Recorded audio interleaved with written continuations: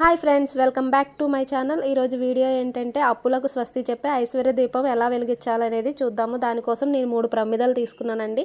3 ప్రమిదలకు కూడా నిండుగా పసుపు రాసి, మచ్చ లేకుండా పసుపు రాసి కుంకుమ బొట్లు పెట్టి, అందులో పెద్ద ప్రమిదను తీసుకొని అందులో గల్లుప్పు వేసి నేను దేవుడి ముందు పెట్టుకున్నాను. చాలామంది ప్లేట్లో పెడతారు, కానీ నేను దేవుడి ముందే ముగ్గు పెట్టుకున్నాను అనమాట.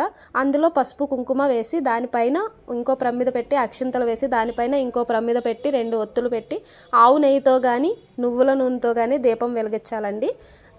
చాలామంది అగ్గిపుల్లతో వెలిగిస్తారు దీపాన్ని. అగ్గిపుల్లతో కాకుండా నూనెొత్తుతో కానీ అగరబత్తితో కానీ వెలిగిస్తే చాలా మంచిదండి. నేను ఇది మొదటి వారం చేస్తున్నాను. ఇలా 7 వారాలు చేయాలనుకుంటున్నాను.